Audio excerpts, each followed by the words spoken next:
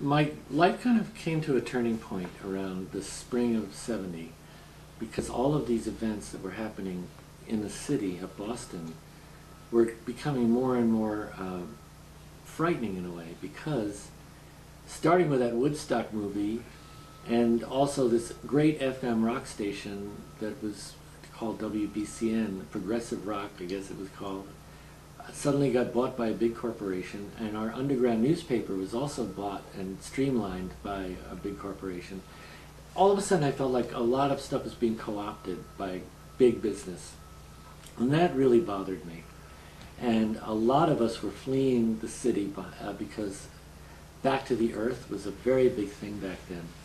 Living off the land, a sense of subsistence living, and letting go of all material possessions, and letting go of career, and letting go of ego, and just getting back to really roots style living was a big deal. And I got swept up into that tidal wave of leaving everything behind. And I was deeply in love at the time with a woman named Nancy, who basically said, "Look, Peter, all of your best friends are moving to Vermont, and if you don't move there, I'm moving without you."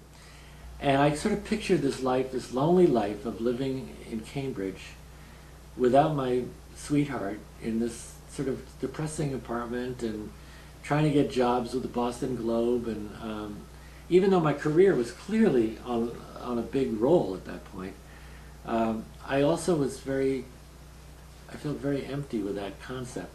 I also took a picture right then, around that time, of a woman being beaten and clubbed for wearing the American flag. And she had a bracer on her neck, and she almost died. And this was cop brutality because she was protesting the war by wearing the American flag. And that picture made the cover of Rolling Stone as an example of the law taking the law into their own hands. And this also really upset me. I started getting very upset. And also within the left-wing movement, there was the Weathermen, there were the radicals, then there were the peaceniks, and then there was the middle of the road of left-wingers, and everyone was fighting amongst themselves for which way the whole movement should go. Some people thought you got to fight, and tear gas was great, and I didn't go, but Chicago in 1968 was full of a lot of rioting, and I kept saying, how can you riot for peace? I just could not get that. It didn't connect for me. And I remember wanting to go to Chicago, but my girlfriend Nancy said, if you go to Chicago, you're going to get tear gassed, you might get killed. Do you really want to do that? So I decided not to go to Chicago, which probably was a mistake. I would have had some great pictures out there during the political conventions. But in any case, all this became a little too much for me. So I went up to Vermont with a bunch of friends from college, sort of upwardly mobile, middle-class Jews, all going back to the land and starting to shed everything. And we did. We shared and shed everything. And the whole idea was communal life. We're in this together. No one owns anything. And we don't own our girlfriends. We don't own our clothes. We don't own our food. And everything is meant to be shared, including secrets and openness and survival. We were all surviving together in this outpost of civilization, 5 miles to the nearest anything, down this long winding road. And those 2 years are very distinct in my life, because here I was on the one hand ready to commence this great career as a photojournalist, then wanting also to lead a very laid-back hippie back to the earth thing. So I kind of did a little of both. I moved to Vermont, but I'd leave to do these assignments for magazines and whatnot in New York or Boston or wherever. But I always came back to Vermont, and the people in Vermont didn't like that I did that. They said, either you're living in Vermont and living our lifestyle, or that's it. So I eventually had to make a choice.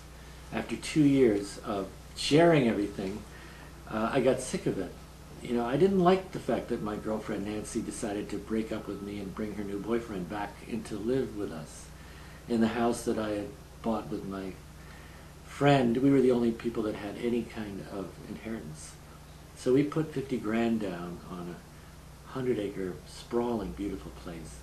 But we were clearly the ones that put the money down, and everyone else was living there sort of off of us, but we were so groovy that we didn't want to think that way. But when push came to shove, the idea that my girlfriend was bringing back her lover to live under my roof, I really had trouble with that. But yet I tried not to have trouble with it. Oh, that's fine, Nancy. Oh, sure, I like that new guy. And then I would hear them making love right next door to me, and I could hear the sounds of orgasms coming right through the walls. And I was there in my bed like quaking. But then I kept saying, no, you gotta sort of give it up. You're not supposed to own this. And so then I went out and found other girlfriends that I could bring back to the farm and make love with them and let her hear the noise. It got pretty, strange like that. But we sort of worked it out. We hashed things out. And there's one photograph of that era of us all holding hands underneath these two beautiful arching birch trees. And this was our sense of family unity.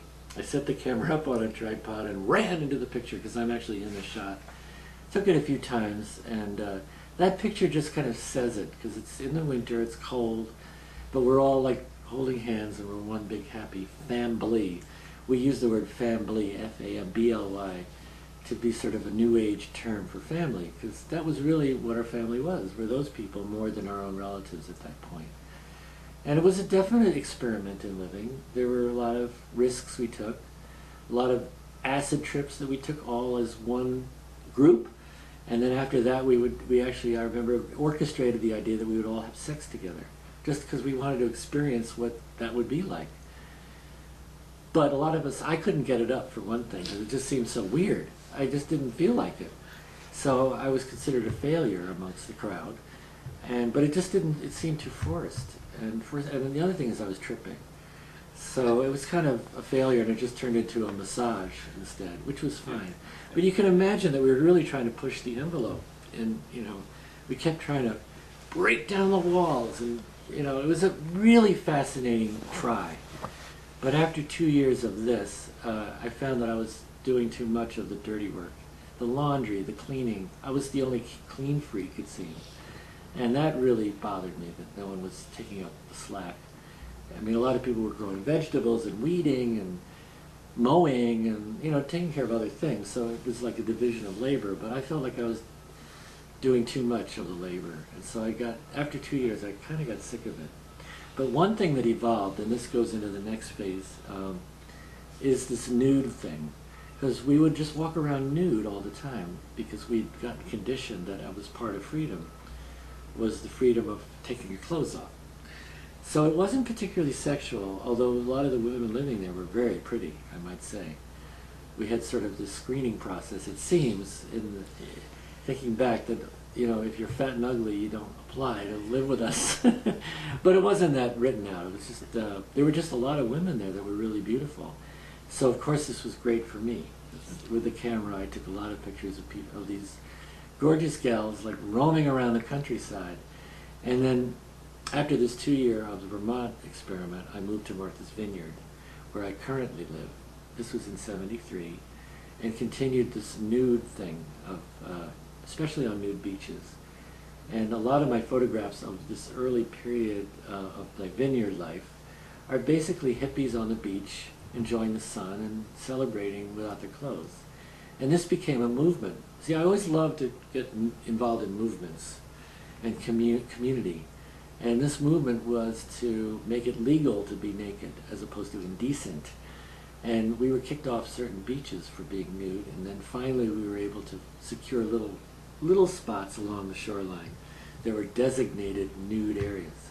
And this movement lives to this very day. It's called the Naturist movement, and it's all over the world, and they have their own website and their books and the guides about which beach you can go to and what's permitted and what isn't, and their nude conventions and nude cruises, and it's really become a big institution. And I was right there on the front line again of taking these really fun, very poignant, naive pictures of just us all playing around. As I say, it really wasn't very sexual.